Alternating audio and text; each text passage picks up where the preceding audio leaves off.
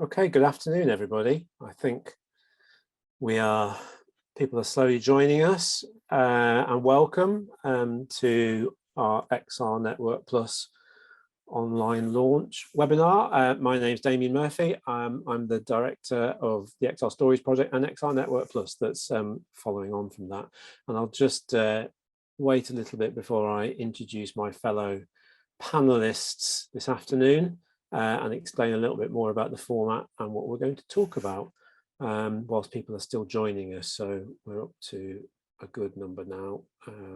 Just give it a few more minutes. But whilst people are continuing to join, I will just say again, thank you for signing up to the webinar. I hope it will be of interest and there'll be something that will be valuable from it. Certainly you'll find out about the project and the funding calls that we currently have live, and we will endeavour to deal with your questions either today or after the session. And we're going to be a bit with you for about an hour, so we've got 2 hours booked out, but we hope we'll be done a lot sooner than that. But of course, it depends on how many questions you send to us and how quickly we get through them. So, okay, we may as well make a start. People are still coming in, but slowly now. So I'm here to talk about XR Network Plus, new projects supported by EPSRC. As we go through our little presentation to you, I will introduce some of my colleagues. John Rose Adams, who's looking after the calls for us this afternoon, Emma Brown, who's the program manager for the project, and Melissa Terrace is going to talk to us about some of the research challenges that we're thinking about. This is one of a number of events that we've held over recently. So last week we were at the University of Edinburgh launching this to the Creative Informatics Creative Cluster community. The week before that we were at University of Arts London, and we're planning to hold another event in Cardiff in the near future, but we thought we'd capture a lot of people online via tried and trusted webinar method. So we're going to take you through, I'm going to start off and take you through a little bit about XR Network Plus and pass on to my colleagues who are going to talk about various aspects of the project and our funding calls. If you have questions that you'd like to ask of us, please use the Q&A function on the webinar, and some of my colleagues here from the XR Stories team are going to be picking them up and relaying them to us at the end, and we'll deal with all of those at the end. So if you do have questions as you go, just put them in the Q&A and we'll come to them at the end. If you have a question afterwards or we don't get round to answering your question this afternoon, please send us an email. There's an inquiries email link that I'll show you at the end of the slide deck, and we'll capture those questions then and we will reply to you afterwards. The webinar is being recorded, and the recording and the Q&A will be sent to all participants once we've processed all of that in a day or two's time. Okay, so let's get cracking and let's get started on talking a little bit about XR Network Plus. And let me just share screen here. We want this one and that. There we go. So I hope you can all see that. So if we're ready, then we'll begin. So this is the outline for the afternoon. So we've got about an hour's worth of content that we want to get through, and to allow plenty of time for questions at the end. I'm going to introduce the network. We're going to talk a little bit about what virtual production is, only a little bit. We're going to talk a little bit about what XR technologies are. We're aware that we've got a very broad audience for this presentation, and so we want to illuminate some of what our thinking is around some case studies, and John's going to talk about those later. After that, we'll get on to the key bit of the afternoon, which is the current research opportunities that we are advertising, and how you go about applying for those and how we're going to plan those out over the rest of this year. And we're going to talk about the research opportunities as we see them and as we would like to develop them over the coming 4 or 5 years, and questions at the end. So a little bit of background then to XR Network Plus. This is an EPSRC funded project, that's Engineering and Physical Sciences Research Council, but it was born out of the AHRC Creative Clusters project. So 5 of the creative clusters came together in response to the challenge that EPSRC laid down about building networks, or network clusters as they call it in EPSRC language, to support the digital economy. And so those creative clusters projects are XR Stories, us here based in Yorkshire and Humber, Creative Informatics based in Edinburgh, Future Screens Northern Ireland based in Belfast, Cluster based in Cardiff, and the Business of Fashion and Textile Technologies at University of Arts London. And so our 5 projects, our 5 clusters, are building a network crossing different disciplines, of course, the 4 nations of the UK, all with an interest in what virtual production means for the creative industries and our particular bits of the creative industries. So virtual production, what do we mean by that? Well, it's a particular word or phrase of the moment that's got capturing a lot of attention, both commercially and more generally. So some of the flagship projects that you may have seen that explore aspects of virtual production are things such as The Mandalorian by Disney, where you're seeing sort of in-camera visual effects being developed on set in front of actors working in front of large LED screens. It's examples such as the BBC coverage of the Tokyo Olympics, when at that time during COVID, the BBC weren't able to go out to Tokyo. So they took Tokyo to the studio and used a green screen based virtual production format so that they could change the studio background and how the presenters interacted with it without, again, the presenters having to travel to do that. Then we see more examples from live performance. Another lockdown production was Dream by the Royal Shakespeare Company and the consortia of companies that explored aspects of Midsummer Night's Dream using a virtual production live performance environment. And of course, the big sort of ticket headline at the moment is the ABBA Voyage experience in Stratford in London, which has used something like 5 to 7 years of R&D and a budget of around $140 million or something like that to recreate an ABBA live performance on stage every night of the week, well, 5 nights a week, with a live band, and again, an amazing experience. And I'd certainly encourage you to go see that if you've not done it before. And maybe that's thinking about the future of what this technology might mean in live performance and in other aspects of the creative industries. But really, it's about bringing the digital and the physical together and thinking about the interface of those 2 aspects of a performance or a production. And it's the integration of gaming technology with live performance and live production technology. And what we're interested in here as part of our project is what this means for the future of various aspects of the creative industries and how that will have an impact beyond the creative industries. So the digital economy for EPSRC includes the creative industries, but it includes any industry around that, which is, uses digital as part of their work. So we would be interested in seeing where this is applied in engineering and in medicine and healthcare as well. But our real interest is how we pursue this and enable this in the creative industries. So it's a 5-year project funded by EPSRC. We're about halfway through our first year, would you believe, as we've been getting ourselves up and running and developing these calls. And it's about virtual production related content creation and consumption for the creative and digital economies, and trying to set a 10-year research agenda. What are the key things that we need to be exploring and solving for the creative industries and beyond? As I've already mentioned, it's a collaboration of the 5 creative clusters projects, or 5 creative clusters project, but also 5 universities, led by the University of York in collaboration with the University of Edinburgh, University of Arts London, Cardiff University and Ulster University. And as I say, we've been doing a bit of a roadshow around some of those, and we will continue to do that as the project develops, and also moving to other universities outside of these 5. Although we're responsible for delivering the project, it's not a project just for these 5 universities and the research is based at them. And what we're really trying to do is build this community of academic research. Yes, so it's research that's coming out of universities, but it's where it's applied in industry, in R&D, and where there is a convergence of these ideas, these technologies, these practices to really shape and maintain the competitive advantage that the UK has in virtual production at the moment, and deliver impact and opportunity, again, for the breadth of the digital economy, creative industries and their spillover industries. And as I say, we're about halfway through the first year and we've got quite a long way to go. And this is our first funding call. We're delighted that so many people have signed up for the webinar today. delighted that so many people have turned up to the in-person events we've done.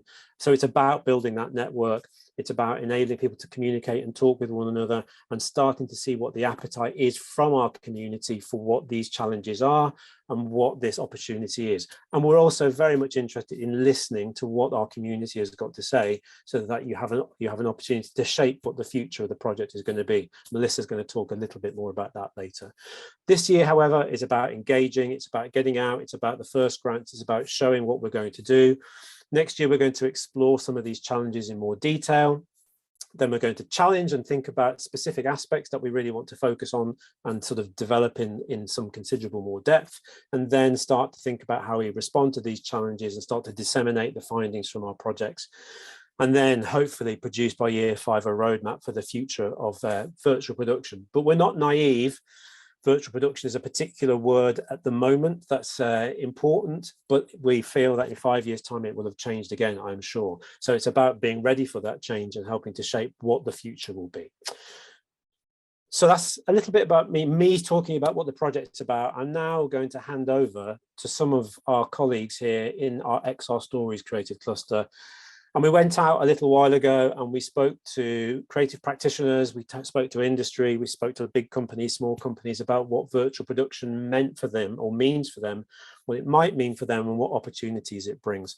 And so this is a 3-minute taster of what virtual production means for the Yorkshire and Humber creative industries communities. So it's unapologetically Yorkshire focused, but let's have a listen to what some key people in our region think about this opportunity and what it means for them. So I'll hand over to our colleagues. What are the creative possibilities with virtual production? It's a really interesting question, and I'm going to caveat that with nobody knows yet. I describe it as the point where the unreal and the real collide. Nothing stands between the imagination and the computer and technology anymore. This shift from linear working to total immersion disrupts everything, and we're very good at disrupting things here. In Yorkshire, we have 6,000 skilled screen professionals in just one region. I've heard it described as the biggest innovation in a century. We just feel like there's a power in it to be able to generate more narrative from it. There's more opportunities. It's like the world's your oyster because it's not even the real world. You get to move the camera and the world moves behind. We don't have to physically move to lots of different places. We can do a lot of different setups in one location, say a green screen or in front of an LED wall.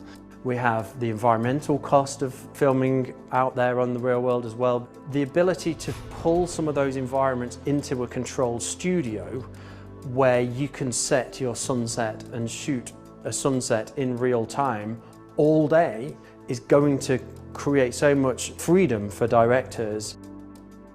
Perhaps when people think of virtual production, they think of the end of the pipeline when you're in the studio or the soundstage. However, what we've been able to do using Unreal Previs presentations is really dig into what a project is.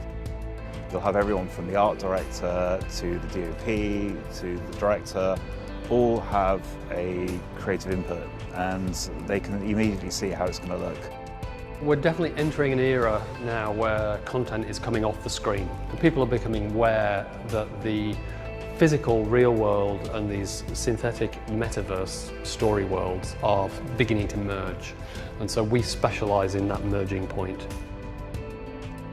We've invested nearly £1 million in virtual production equipment. We've seen a massive growth, not just because of COVID, in lots of different fields. People making corporate films, people making TV, people making streaming content, and also live events. We're looking to enhance stage performance with this sort of tech. Yorkshire is a really great place to be doing this stuff. You've got the regional support itself, but it's a lot more cost effective to do production here. It costs a fraction of what it would be to do it even in a major city close by or certainly down south. I want us to do everything we can to grow virtual production in our region. I want Yorkshire to be at the forefront of cutting-edge content development. Yorkshire has a history of innovation. We're inventive, we're creative. I think we're just really passionate about telling stories. Any kind of tool that's out there that's going to help us tell different stories is a massive asset to what we do. I think the opportunities it opens up are going to affect how we think about what we can create, how we can create it, and who creates it. There is so much scope with virtual. The sky's the limit. People want new ways of perceiving the impossible.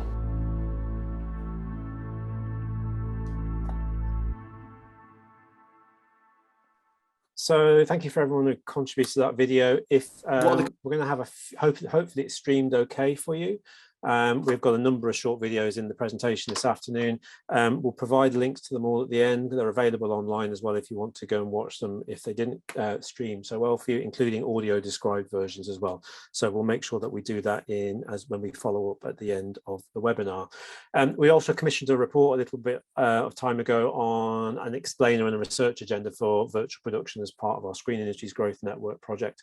And so if the language of virtual production and the background to it is quite new to you, it's a very good starting point. There's the link and a QR code as well, which will take you to the website where that report is hosted. So that's a little bit about virtual production, but at the heart of virtual production is XR or RXR technologies. And so I'm now going to pass over to John Rose Adams, who's Senior Creative Producer on XR Stories and R&D Projects Director for XR Network Plus, who's going to talk us through some XR technologies case studies from our own portfolio. Over to you, John.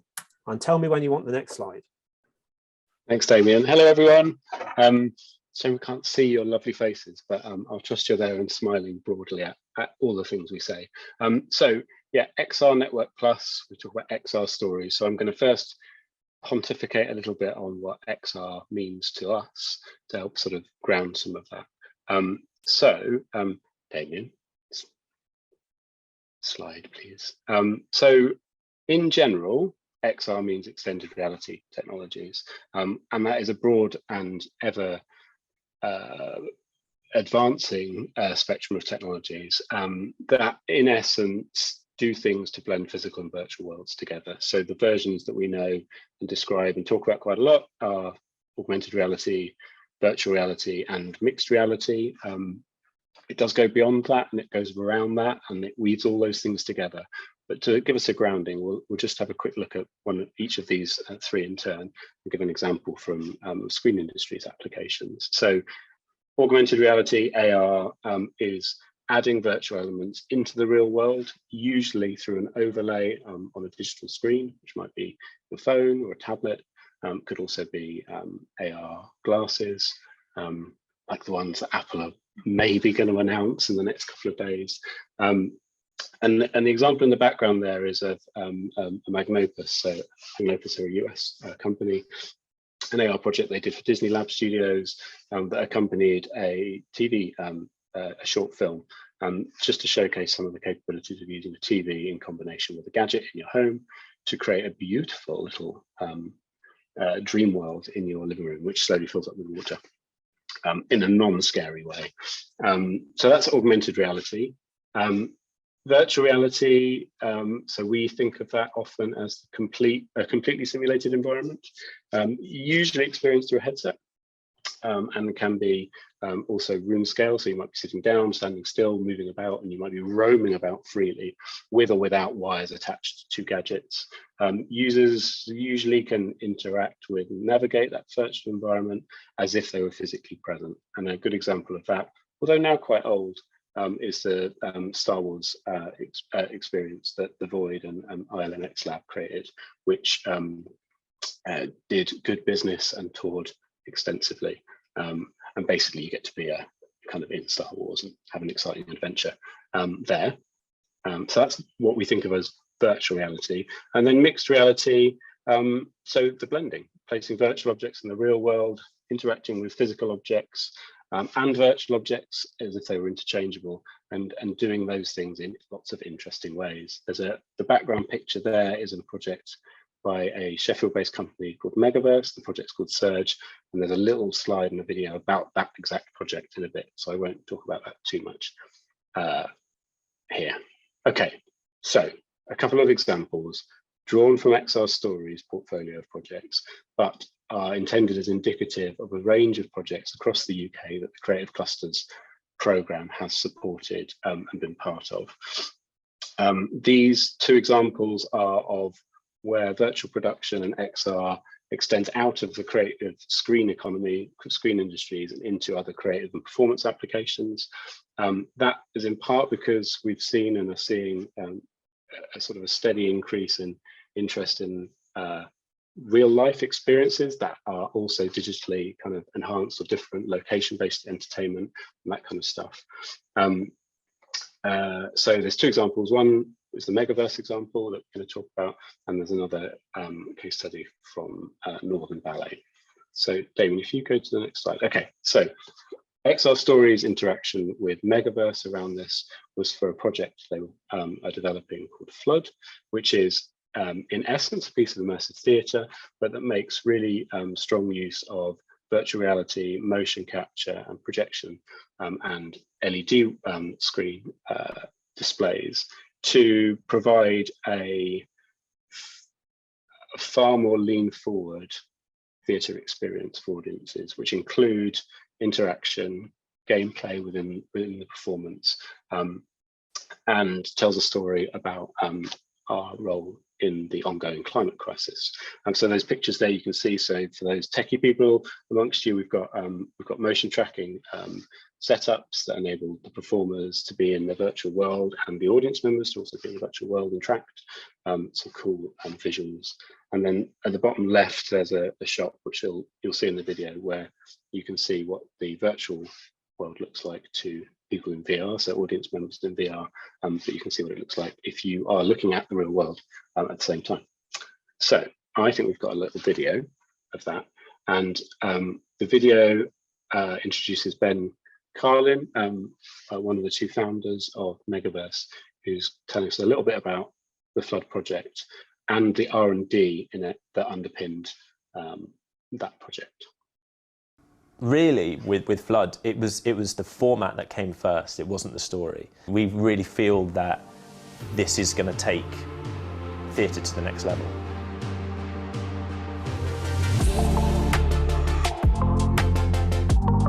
Flood is a dystopian climate thriller. Basically combines the best of immersive theatre with the limitless sort of possibilities of virtual reality. So it's not a passive story, you're fully participating, and the actors and the characters acknowledge you in the experience. We've got these lightweight physical props that you can physically pick up, but in the digital world, you see them rendered as something else. It's really that blurring of physical and digital. One of the big challenges is actually just networking and aligning the physical and digital world so they're like really one-to-one, like perfect. Immersive tech is still fairly in its infancy, and the headsets and the tech is changing rapidly all the time. Being able to have projects like this where we get funding and support, it just funds innovation. XR Stories have enabled us to create a really high quality vertical slice sort of demonstrator for Flood. We've essentially proved the technical pipeline and the creative side, so it's going to make it just so much easier now for applying for full production funding. I think ultimately having XR Stories' name attached to the project just makes it a lot more fundable because it sort of legitimizes the work. It's going to help us open up a lot more doors and opportunities for further development of the project. The kind of networking side of it has been really, really helpful. They help get some really interesting people to come and watch the vertical slice that we made. They've just got a massive network of people in the field. The plan with Flood is to tour it around the UK. We can build these impossible, expansive worlds, but we can pack it down into a lightweight, tourable model. We can bring that immersive theatre to more regional places around the UK and opens up this type of theatre to our whole new audiences.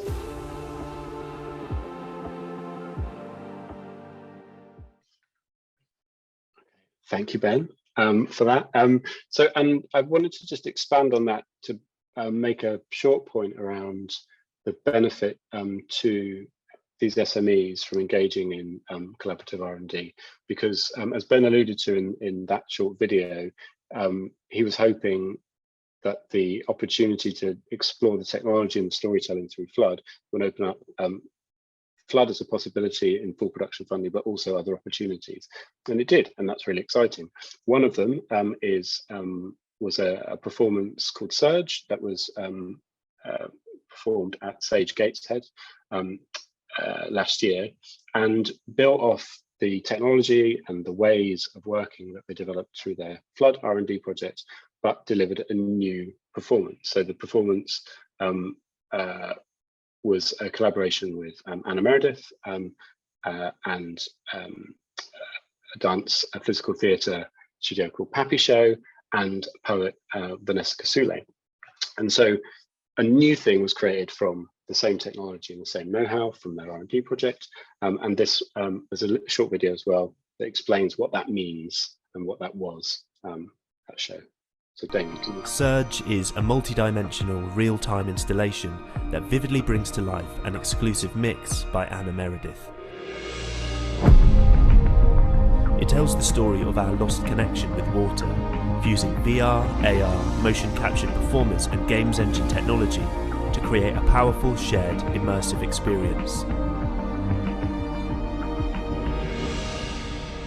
The unique feature of this work was the multiple entry points afforded to audiences, each providing a different level of immersion, engagement, and agency. By deconstructing an LED volume, we wanted to utilise the technology to play and juxtapose the real world against the digital world.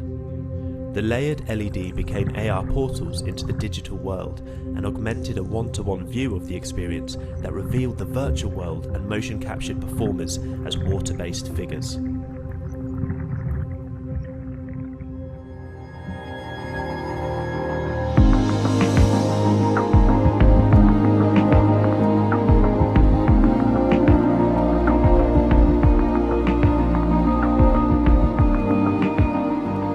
The primary innovation that enabled the live stream was adapting this into a system that allowed the physical cameras to see into the virtual world and blend it with the live action performance. By using virtual production techniques, the online live stream offered viewers a novel perspective into the performance, where the two worlds were blended through dynamic virtual cinematography. This allowed the audience to get the best of both worlds and experience the new frontier of immersive storytelling in a way that has not been previously possible. This was like nothing I'd ever heard of before. It was great to see from all angles, being an audience member, being able to move around and observe from different perspectives. Watching the dancers and the participants move between analogue and digital, that I particularly enjoyed.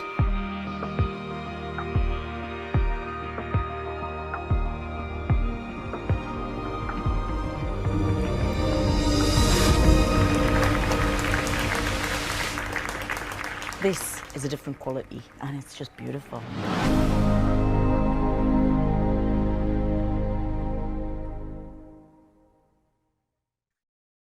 Okay, brilliant. So thanks to Megaverse for letting us share some of those projects and that R&D. I've got another quick case study to share with you, this time a project with Northern Ballet, which was in a similar way, but maybe from a different starting point, enabling Northern Ballet to explore some of these techniques for the first time and to think about ways in which their existing audience experience could be enhanced, and maybe new formats and new forms for their dance productions to be presented to audiences. So I'm going to not waffle, I'm going to ask the video to do all the talking. My hope is that emotionally we can really start to connect with you, that we're using the technologies to heighten that experience.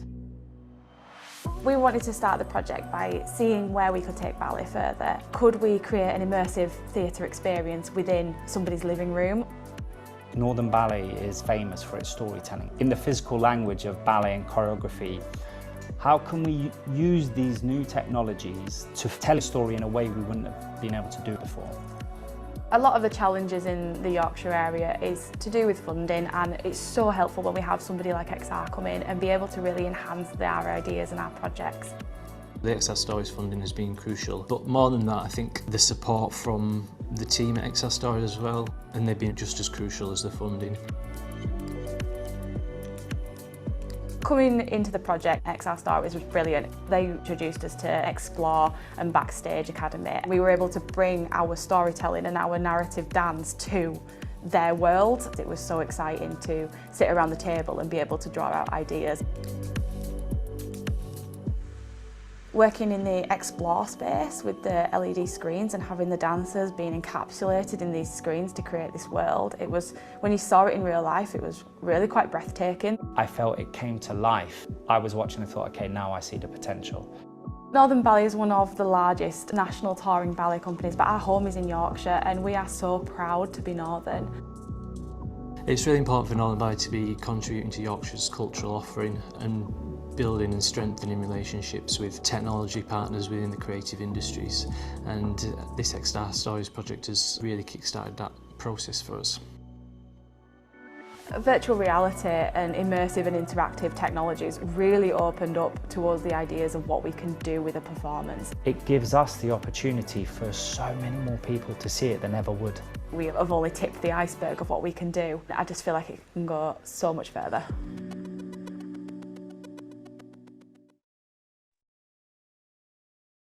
Okay, there you go.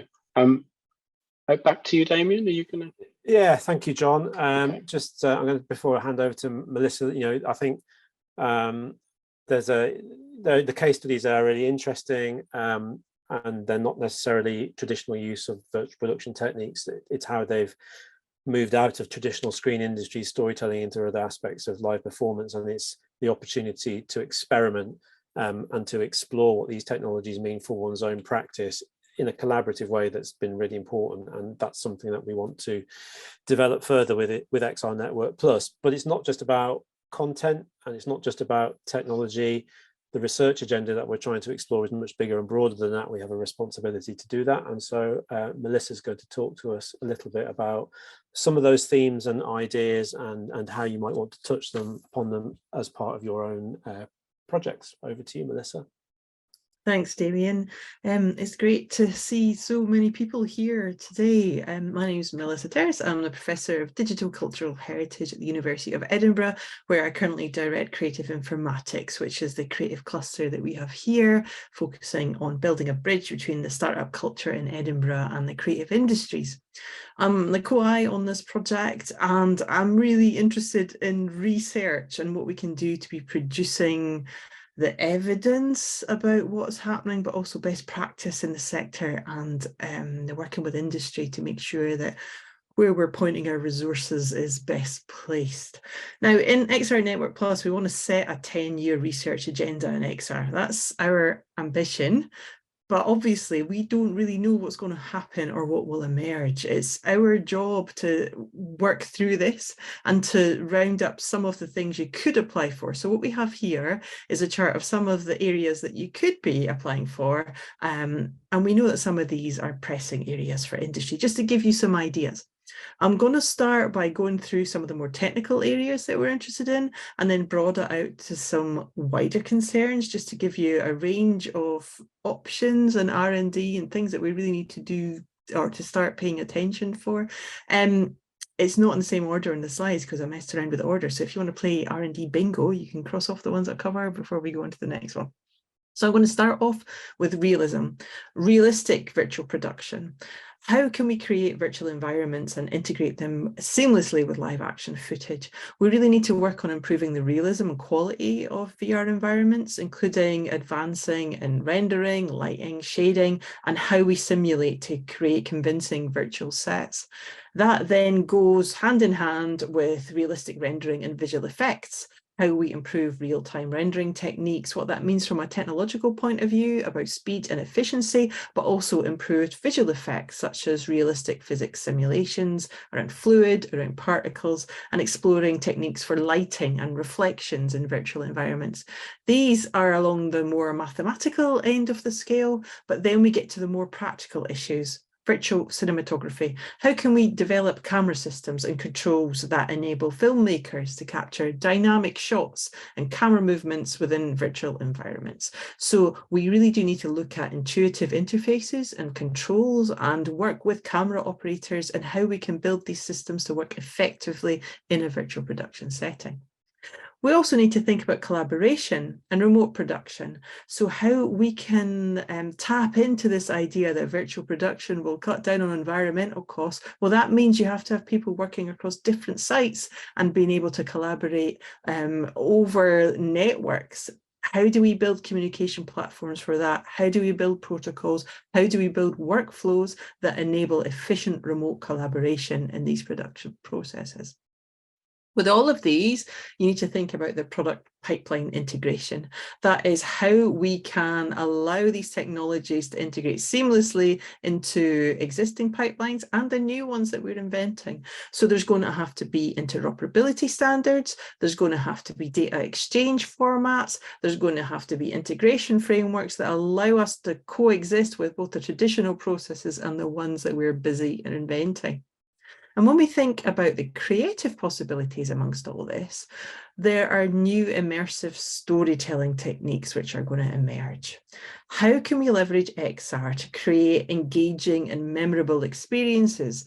How do we have to change how we think about narrative, how we think about user engagement, how we think about emotional impact? We heard that from one of the videos, focusing on the emotional impact of XR. How do we have techniques to guide the audience's attention, and how do we know that these are working?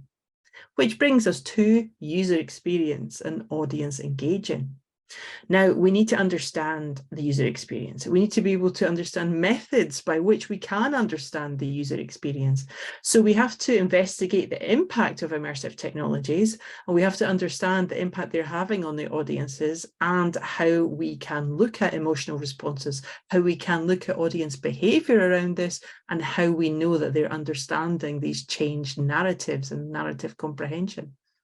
There's also going to have to be research on metrics and evaluation methods to assess the effectiveness of all of this. We really don't know how to do all of that. This is all so new. Alongside this, there's going to be, and this is where we get to the question marks on the slide, where I'm making some other things up, which I haven't thought about it before we came online today. New business models around this. As we create these new tools, there's going to be new products, new services, new experiences, which means there's different economic imperatives and untapped markets. We talked earlier about ABBA, and we talked earlier about what they'd done. That's a new audience experience. What else is coming? How can we develop the business models around that to make sure that we are supporting creativity and the creative industries? And with all of this, then, we have to look after the content. We have to look after the assets that we're generating. And to do that, we need to develop efficient workflows, tools for content creation, tools for digital preservation. We need to look after the assets that we're building up. We need new asset management systems. We need proper documentation standards. We need new ways of making sure IP and copyright exists in this space, with new licenses that we can share assets. All of that needs investigating too. Some other things which aren't on this list. What about AI? Where does AI come into all this? What out of this can be automated easily? What cannot be? What could be automated and what should be automated? Given the rise of generative AI and the integration of now standard techniques, we could be walking into some very interesting and yet ethically problematic areas in this space. My own area, digital cultural heritage, we could be using structure for motion on historical videos, pre-populating it with generative AI and building shoot 'em up videos in war videos from the 1930s. Now, it'd be easy to do. Should we do it? Huge questions there. We need to walk through some of these things and think about why we're using AI. Is it appropriate, and the ethical dimensions? There's also best practice then around ethics, more broadly framed. Of course, there are always key legal requirements that you must abide by, such as the Data Protection Act, intellectual property legislation, the Equalities Act. But the legal requirements, while they help ensure that there are core ethical challenges that are being addressed, compliance with the law is not enough to ensure a robust ethical approach, particularly with these new emergent technologies. Virtual production technologies present incredible opportunities for the creative industries, but there are also complex questions and risks in terms of privacy, ethical businesses and employment practices, environmental impacts, and moral and civic responsibilities. And there's no best practice guidelines in this area yet. It'll be the job of our network to establish and develop best practice. So we really welcome input in this area. I also just want to think about skills education. Teaching skills in this area will require us engaging with digital education research, understanding and learning about emergent technologies and how we develop best practice or standardized learning frameworks around these tools and techniques, both to make the stuff, but also to interrogate it and understand what we are being delivered as users. And finally, I want to just throw in there that there's aspects of digital sociology we need to be thinking about. We need to understand the usages that these emergent technologies will be put to. I don't want to end on a down point, but so far we've seen every single information technology that's been developed so far since the 1990s co-opted by extractive capitalism, by the far right, by fundamentalism and scammers. What makes this any different? How can we conceive of the impact of XR technologies, and what should we do, or what can we do now to mitigate any future negative impacts? This is all non-prescriptive. We don't want to tell you what to do. We're sure there's some surprises up your virtual sleeves of things you're thinking about doing, making, building, considering. It's going to be really exciting to watch the R&D landscape around VP emerge, and the ideas that come out of this community will be impacting the democratization of the rollout of this technology, as well as the products and services we see coming out of the industry. We can't wait to see what you come up with the funding calls. And so I'm going to hand back over to John as we start to tell you about how you can apply. Thanks, Melissa. Okie dokie, ready? I'm going to talk us through two funding calls. Two separate kind of pots of money that you can apply for. And we're going to try and just highlight the key features of each one, and then encourage you to go and look on our website, and there's a link so that you can go and actually delve into all the detail on each one. But I'll talk about them both at a summary level and try and kind of tease out the differences between the two. So the two calls, one of them is called, and it really slips off the tongue here, Prototyping Impact and Acceleration Grants. And I'll use a shorthand. They are the smaller grants that are available, and there are embedded R&D grants, shorthand, larger grants that are available. Okay, Damien, if you could move on slide. So fundamental to all of these grants is that they are collaborative projects between academia on the research side and industry. They will all be led by academics. The applications have to be submitted by academics, and I will just, there's another slide where I'll talk about that a bit more, but all projects, regardless of whether it's the small grants or the large grants, need to have an industry partner attached to them. And that's one of our requirements. So I thought we'd put that one square up front.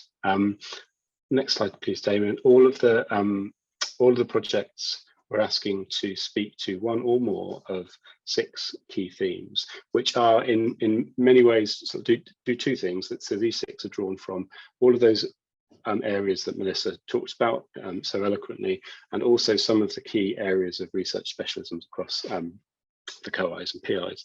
So we've got things like integration of virtual game worlds and physical content, sound design for virtual production, environments, characters and objects, the bundle of things around digital assets, data, ethics, IP and legal implications, AI and data-driven automation and generative content, and then translation and impact on the digital economy, which include things like business model development and things like that.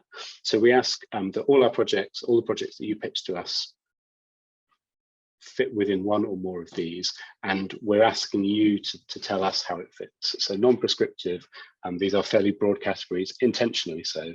So if you, within the application, there's space for you to describe how you believe your project fits within these themes.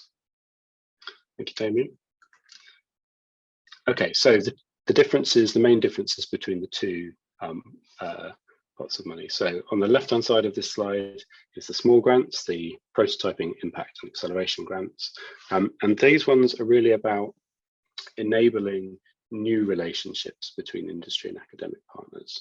And that can, for example, include things like developing a prototype with and for an industry partner. It could be about exploring various elements of the impact of research through and with an industry partner.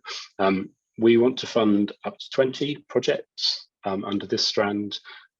Each project can be up to 10K's worth of funding from XR Network Plus, and we expect the projects to be of 6 months duration or up to 6 months duration.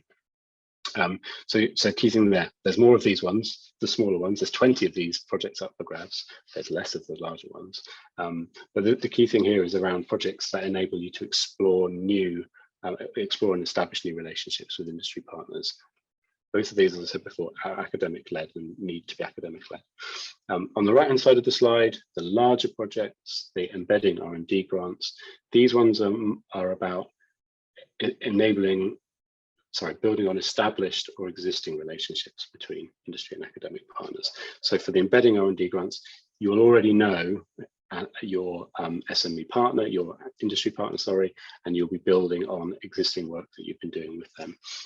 So there's two different intents behind those, and the scale of funding between the two is intended to reflect that. So for the embedding R&D grants, funding of up to 60K per project is available, and that reflects that there'll be the work will be much more intensive.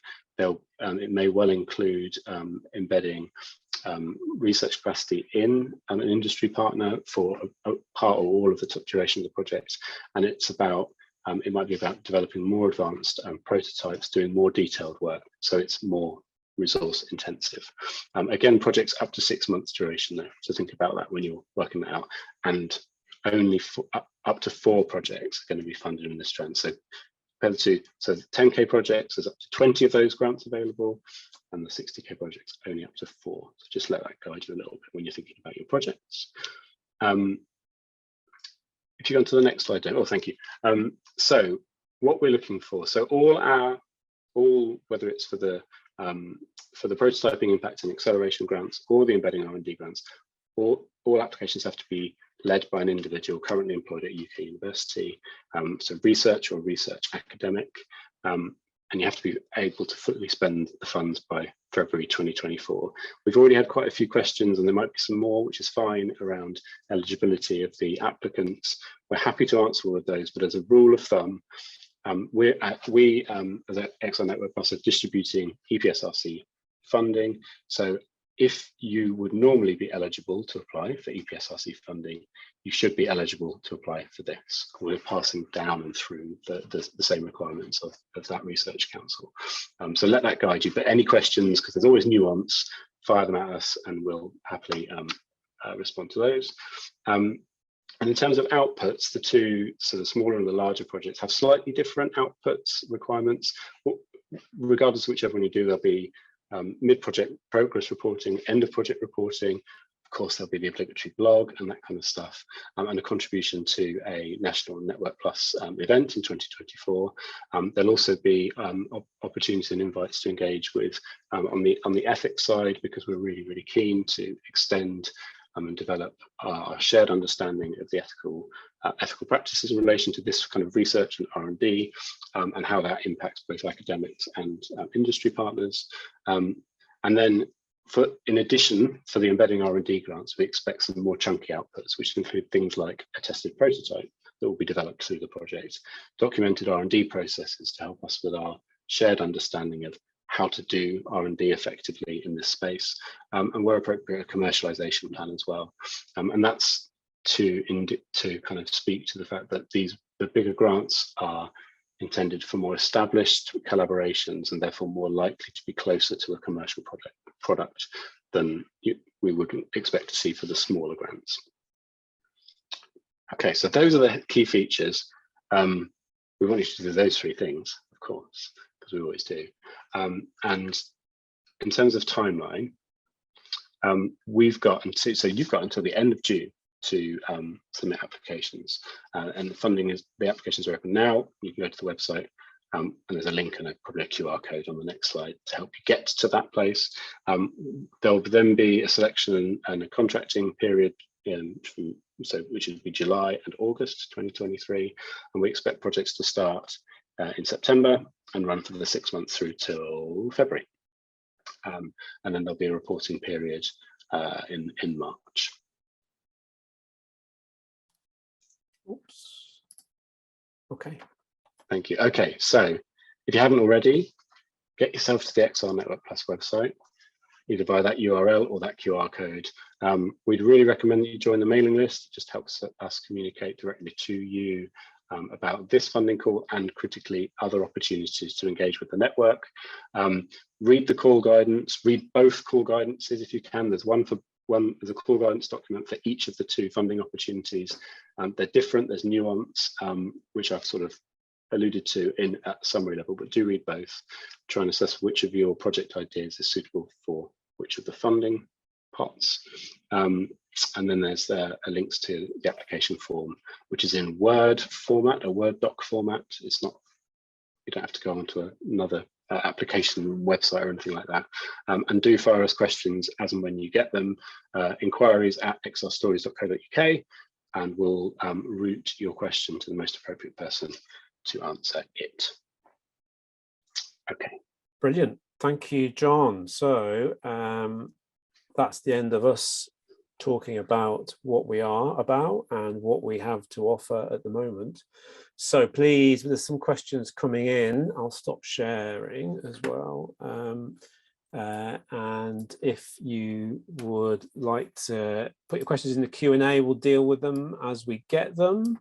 And we'll stay online, Emma, John, Melissa and myself, until we've exhausted all the questions as best we can. And I will field the questions to my illustrious panelists as best I can. So here's the first. Are you also interested in linking user experience, audience engagement with new business models? And I think both Melissa and John touched upon that in their presentations. So I think we'd certainly be interested in that aspect of the research, wouldn't we? Yes, absolutely. And it comes under the let me find the one of the themes around the data ethics, IP, new business models theme. So yeah, we would definitely be interested in seeing projects related to that. It's not just about content, it's about the research behind the content, and business models is a key part of that. Next question. Are universities outside the consortia encouraged to apply, or are you most likely to support projects across the existing partnerships within the network? That's a really good and really important question. I touched upon it really briefly at the start, but although we've got 5 universities as part of the consortia who are delivering the project, we're a project for the good of the whole of the UK. So we are absolutely interested in seeing projects from across the UK, not just from the 5 universities. It's beholden on us to fund the best projects we get, no matter where they come from, assuming that they're eligible. So absolutely, yes, we will welcome projects from any eligible university. Another question, Alexei, I hope I've got that right. Are you going to share the recording? Yes, the webinar is being recorded, and we will publicize this to all registered guests, whether you've actually attended now or not, at the end of the session, and well, probably tomorrow by the time we've posted it. So yes, all the information will be there, and is also echoed on our website. Anonymous attendee, what sort of activities can the money fund? Are there restrictions? I'm going to field this one out to Emma so I can have a break from chatting. Emma. So the restriction, I don't think there's many restrictions. Obviously, it has to fall within the remit of EPSRC fundable activity. We're looking to fund, the main thing is that we're looking to fund activities that help us with those research questions. I can't think of any restrictions off the top of my head. John, have you got any that you can think of? So I go and have a read of the guidance if you're not already, because we're as specific as we can be in that. It's what is normally able to be funded at its most top level by the research councils. So that can include a wide variety of activities. But have a look. We've given some indications of the sorts of activities that might be funded, but it's not an exhaustive list. They're just kind of examples, and they're all in the guidance. But for example, so for the embedded R&D grants, so the larger of the grants, that's enabled to, that can facilitate things like a researcher being embedded in an industry partner, and the cost of doing their work while they're there, as in sort of research costs that are related to that. The usual things like relevant travel and subsistence to the project and can be eligible. And I would say as well, so obviously all of these applications are going to go through your university's sign-off processes for these kind of things. Use your university's expertise to, sorry, oh, I've got tickled, to assess what's eligible costs or not, because they'll know, oh, sorry, as good as anyone else. Thanks, I'll cough John. quietly. Thanks, Emma. Let me pick up while John recovers. But yeah, so I don't think we're limiting the activities as long as it falls under the remit of research and appropriate for your organisation and fits the themes of the project. A question from Paul: do artistic companies, e.g. orchestras, count as industry partners? Absolutely. It's entirely down to you to define what industry is in the context of your work and where it fits. And we are looking, but it's partners outside of the university. So these aren't just purely projects that take place within the university, but it's for you to define who those partners might be. And we've picked case studies because that's who we've been working with in our clusters. All of our cluster projects have got ever so slightly different sets of partners, I would imagine. Another question from Alexei: if you are interested in academic partners but you don't have the contact, is that something you can help with? I would say in a limited sense, yes. We're not going to be able to do a lot of sort of, I'm going to hate myself for using this word, jigsawing of people to possible partners. But one of the things we've been saying, and it's why we've been targeting the kind of the consortia running the project so far in terms of doing the in-person events, is that the Creative Clusters projects have got established networks that can help build those initial partnerships if you're struggling to find that first sort of person to talk to. So I would go and maybe speak to your nearest creative cluster if you've got a contact there, or come to us if you can, but we're not offering a complete sort of service of matching everybody up, because we'd be hit there forever, I think. But we'll do the best we can if you've got a project idea and we think there's an immediate connection we can make. And so if you send questions to us via the inquiries at xrstories.co.uk email address that was on the final slide, we'll do what we can, but also speak to your nearest creative cluster. From Tam: massively interesting so far. Thank you, Tam. Is there a network developing for those who fall outside the requirements so far?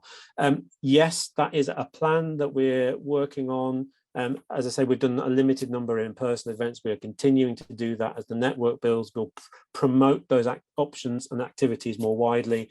And as John has mentioned, there'll be a showcasing opportunity in 2024 where we bring together all the projects we've funded so far and the network that we've built, so we can again do some proper in-person communicating and connecting to get ready for the next set of projects that we want to fund next year. Can I come in on that too? Please, I just Melissa, want to yes. say that anyone who hasn't already signed up, we've got your contact details obviously because you signed up today. We will be sending an email out saying please sign up to the network, but do also tell people in your communities so we can make sure that we can build the network. We're actually building a network through the network list that we have so that we can put out these calls, we can understand what people want, and it can become a two-way thing. So please do help us build the network. Sign up to the email list and make sure that people that you think would be interested in actually join up too. So the bigger the network, the more we can help people, the more we can help these connections. Thank you, Melissa. Good plug. Can projects involve international partners? Emma, do you want to pick this one?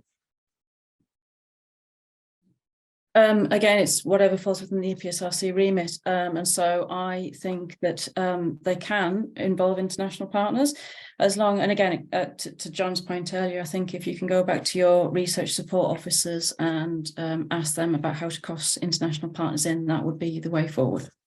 Yeah, agreed. We're the money that we have is passing down to the university who wins the projects, and it's for the university who wins the projects to then deal with that funding as they see fit and within our broad guidelines. So if that involves an international partner, we'd be certainly very interested in hearing how that would work. But yeah, it needs to be a UK university. Correct, absolutely. Thank you, Emma. A very good reminder. UK university is the lead. What do you class as industry? Does this need to be a large company? Can it be from an individual, such as a freelance digital artist? I think we've dealt with that.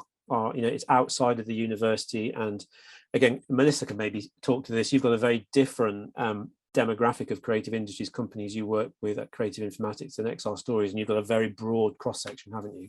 Yeah, and I think if we are talking about democratization of this technology, we do want individuals, we do want freelancers, we do want SMEs, and we want to understand what it is that you need to get access to this. And to the majority of people that work in the creative industries are either a sole trader or freelancer or SMEs. That's like 75% of folks in the UK. So we need to be supporting that. And a lot of good ideas come out of that community. So yes, absolutely, we will help anyone who wants to. But for this call, it has to have an academic lead, but you can be subcontracted from that. So do bear that in mind when you're talking to the academic partners. Thanks, Melissa. And I think that point of democratization is really, really important. At the moment, a lot of this technology sits in organizations. It's quite hard for freelancers, researchers, individuals to get access to, and that's part of what our project is trying to do. Will you be running another series of the XR Demonstrators program, says Paul. Paul, I think you're on the wrong funding information link there. That's a slightly different one. Doesn't quite fall under the remit of XR Network Plus. But if you're able to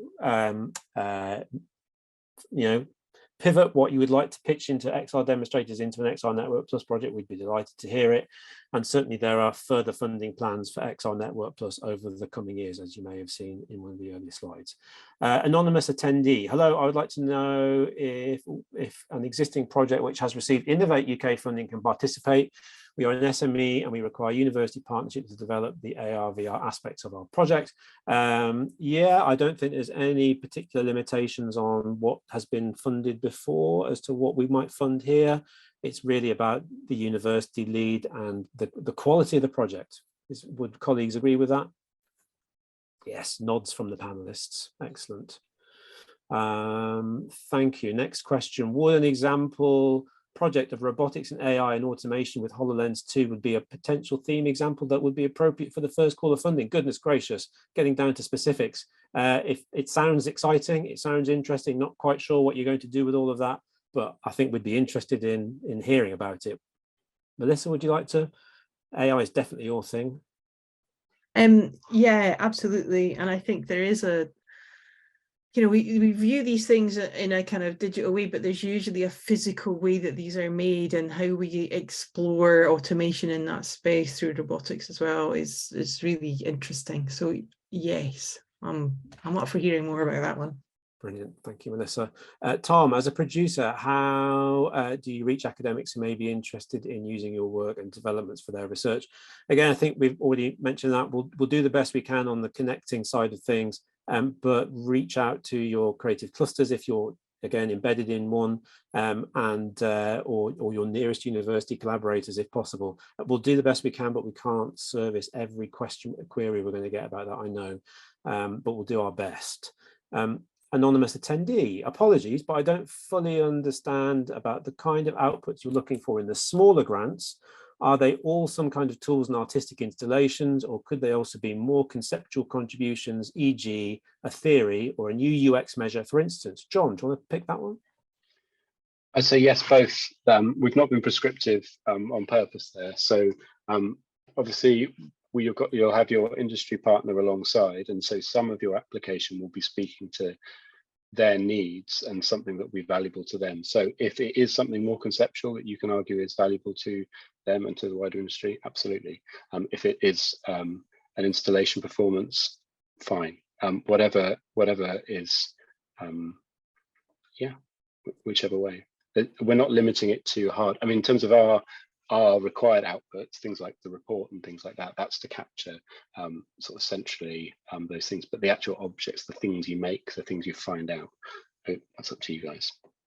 Indeed, and we're interested in research outputs as much as we're interested in practical outputs. And if the work that you do develops or tests a new UX measure in a very sort of research specific way, but within the context of industry practice or a particular organization or a particular challenge that might fall more under the realm of impact, again using particular academic research language, that would be brilliant as well. But if it's more about developing a test case performance based on some research, that will be brilliant. So we can cut it any which way really, and we're really interested to hear both aspects of that in the applications we get.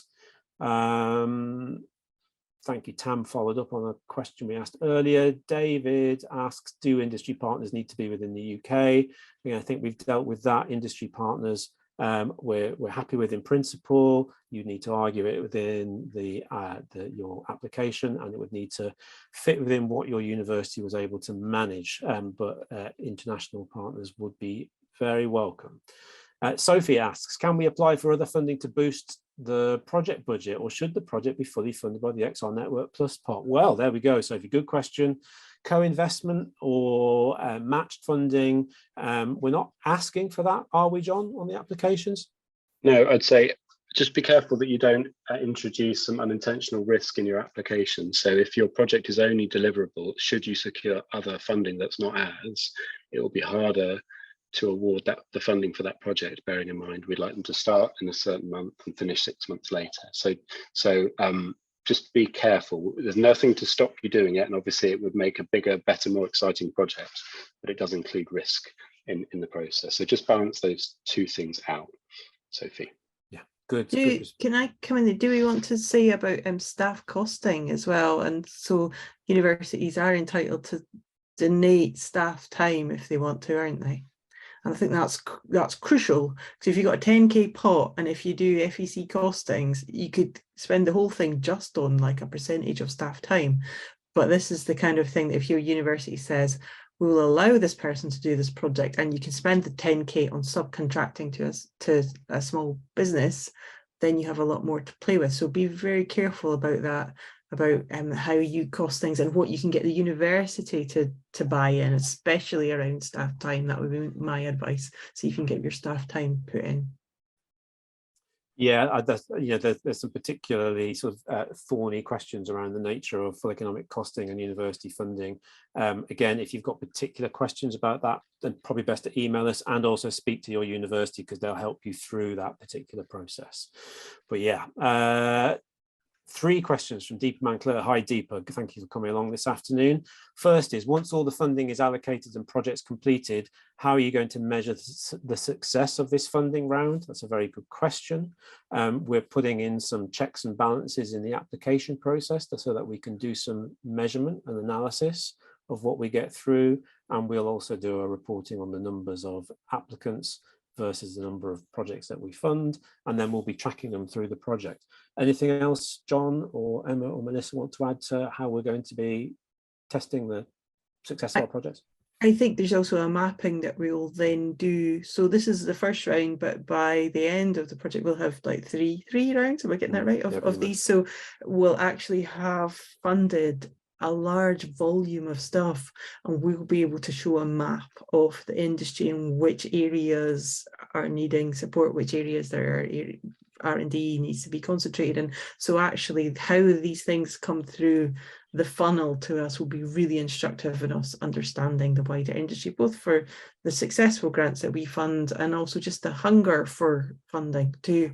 So there's going to be a lot of reporting that we have to do on this, and anyone who's been involved with the creative clusters knows the volume of reporting that we've been doing about our activities. So we have fairly good processes lined up as to how much we can wring out of our data. So to feed back to UKRI actually about this, it's not just for our own benefit and chin scratching, it's also to feed back to the funders and feed back to BEIS and feed back to government about which areas they need to be concentrating on. Thanks, and Melissa. This is why we were asking for midterm reports as well in some of these activities, so that we can try and keep an eye on what's happening and understand issues during the project as well as at the end of the project. And that's all to do what Melissa's saying, to sort of feed into the bigger, like a qualitative picture about success, as well as obviously to the metrics. Thanks, Emma. Next question from Deepa. How does EDI factor or feature in the funding calls? That's written into the application process, I believe, John? Yeah, so we, in the application forms, we're monitoring EDI of measures of applicants. Beyond that, we did discuss it. We have been able to embed things like the BFI's diversity standards into XR Stories funding, but that was because a lot of that was related to content generation, and so things like on-screen diversity and things like that are really important and can be, we can use this project XR Network Plus is a lot broader, and there's a lot more variety of projects as well. So we haven't got anything in the current application form or process beyond capturing diversity measures of applicants, but it is something we'd love to kind of develop a bit more as we learn probably a bit more about the kinds of projects that we're funding and some of the areas of interest. Absolutely. First step is to measure the data from our applicants, so we understand where we are and so that we can reflect and adapt accordingly. And third question from Deepa is funding allocated geographically, so X% of spend must happen in Northern Ireland or Edinburgh, for example? No, at the moment, there's no particular bias towards any particular region of the country or requirement to fund projects from a particular region of the country. It's UK-wide, and we hope we'll get a good representation from across the UK, and we will judge on award based on quality, I hope. Panos, is stage 1 funding a prerequisite for stage 2 projects, or are they expected to be follow-ups of the first funding stage? I think maybe there's a bit of a misunderstanding as to what the smaller grants and the larger grants are. John, do you want to just unpick that a little bit? So yeah, so within the grants funding opportunities that we talked about today, they run at the same time. So they're you choose either a small one or a large one to apply for. Across the 5 years, there may be some natural progression between a smaller grant to a larger one. For example, it might be that one of the smaller grants this year might establish the academic industry partnership that then enables you to apply for a larger grant in a future year. But in terms of what's on offer right now, it's small or large grants, and they're going to run in parallel. So there's no stage 1, stage 2 in what's on offer right now. Does that help? Thank you, John. I think some of our later funding will offer follow-ups for funding that we might have awarded in this year, for instance. But at the moment, there's certainly no prerequisite as to what you need to have done in order to apply for either stage, well, for our smaller grants or our larger grants. Anonymous attendee, are all the funding calls for the end of June to involve VP? If so, when will future funding calls happen? Okay, so I think we've talked generally, although our project is about virtual production in the digital economy, I hope we've unpicked sufficiently, maybe a little bit. There's a longer discussion to be had as to what we mean by virtual production and the technologies and the research that will underpin it. So doesn't necessarily need to involve an LED wall. We hope that many of the projects won't, but we will hope that all of them have a contribution to this broad landscape of what virtual production and XR technologies will be in the future. And we're taking a very broad view on what that might be. And if so, will future funding calls happen? Yes, certainly. There's another question I can see further down the list, so I'll come to future funding calls in a moment. Lizzie, who will own the IP? Very good question, always a good question in projects of this nature. We would like that to be understood as part of the application process. It's something that for the applicant, that is the university researcher or academic, to discuss with any partners on that project. But we would certainly encourage that IP created by a partnership is owned by the partnership so they can exploit it. It's not owned by us as the funder. Melissa, would you like to add anything more around IP on projects of this nature? Again, you've got particular experience in creative informatics.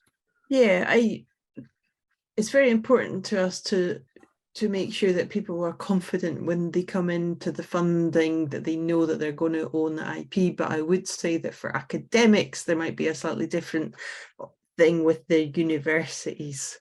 So academics have to make sure that's up to the academic to look at their own institution and how IP is handled. But for any SME or anyone who's coming through the doors, then absolutely the IP belongs with them.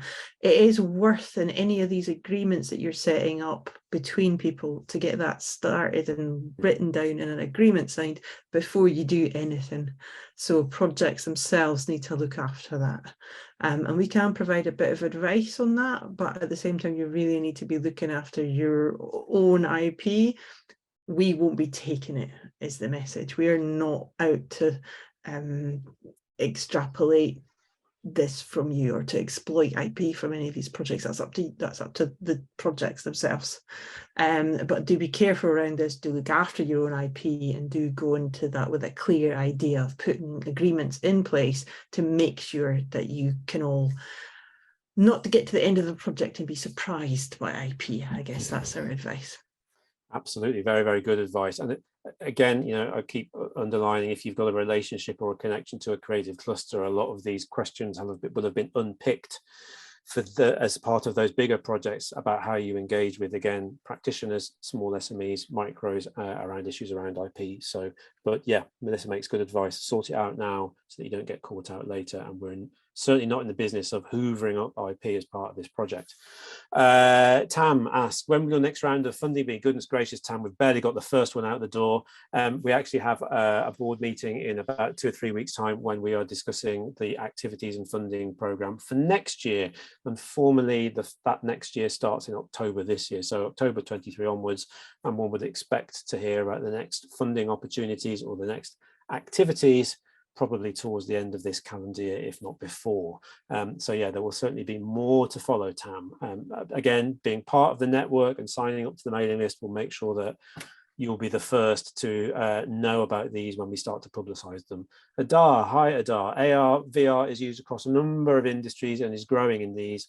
Can the industry partner an application be for the benefit of other industries such as medical technology? Absolutely. So we've come from this from a creative industries background, but the digital economy in EPSRC's language is the breadth of digital across many, many industries. So if we would like, if someone wants to apply thinking about AR, VR, virtual production in different industry contexts, including medical, we'd be very, very happy to hear it.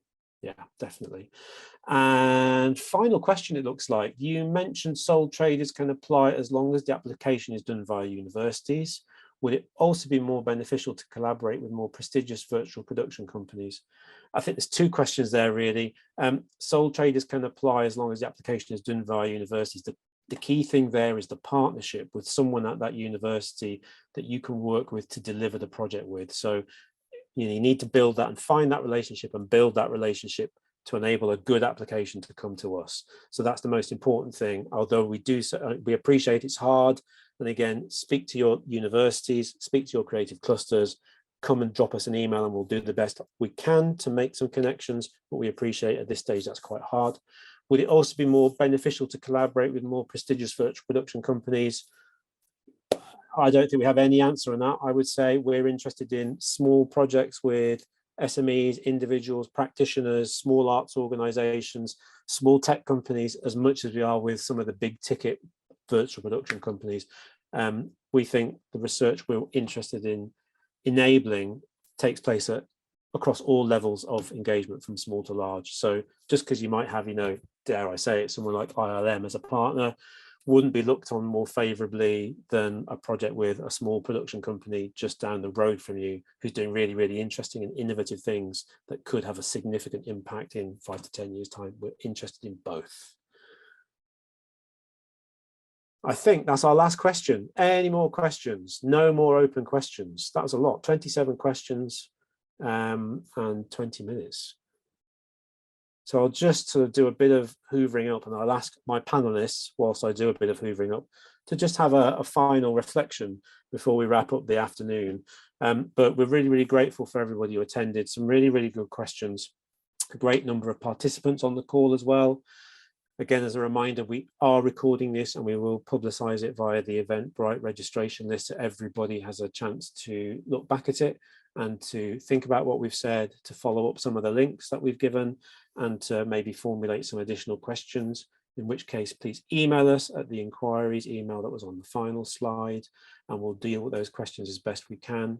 And then we'll send out the webinar recording and all the questions so everybody can get a sense of what you might be thinking about. So thank you very much for attending. Thank you for engaging. Thank you for all those detailed questions. And we're really, really interested in what you're going to respond with. And so I'll just go to my panelists now for a final word. Emma, you're up first. You're next to me. So what would you like to sort of say to round things off? I think that, as Damien mentioned at the top, we went to Ulster about a month ago. We've been to the University of the Arts. We've been to Edinburgh. So we've done these events in person, and we've talked to a lot of people. And every time we do it, somebody asks us about something that we hadn't thought of. And the point of this network is to move things forward, is to be at the forefront of what virtual production means, what its challenges are, what its issues are, what the benefits are, all of those things that we haven't thought of. So please, if you have any ideas, and even if you think it might not be a very good one or it might be a bit of a wacky one, please just email us, ask us if it's relevant, and we're really interested in hearing everything that you've got to say on this. Thank you, Emma. John? Oh, I can't beat that. I'm just really excited about seeing these ideas that are coming, aligned with and coming out of really interesting research in the UK and their applications in industry contexts. We've seen so many through the Creative Clusters program so far, and there's so many more. So I'm really just excited to read them all. Thank you, John. And Melissa? I've been really impressed by the hunger for this one. We've had a couple of events, 3 events now, actually, London and Ulster and Edinburgh. And, the number of people that have been here today, this is for you, and this is for you to help set out the future for this. We're right at the start of understanding how this is going to roll out, and this network has to help that. So if there's any way we can help you, get in touch. We're really excited to hear your ideas and to see what the network makes of this, right? In a year's time, we'll have a raft of stuff that you have done, and how exciting. So yes, please, if you've got an idea, if you're not sure it fits, let us know, ask us. Don't presume anything's off the table, because we don't even know where the table is. So come and help us make the table. Cheers. Thank you, Melissa. Come and help us make the table. What better summary to end on. Thank you again to everybody who's attended this afternoon. We will push this information out as quickly as we can. And in the meantime, please get in touch with us if you've got any other questions. And we are looking forward very much to seeing what that table is going to be and to reading your applications. Thank you very much, everyone. Bye.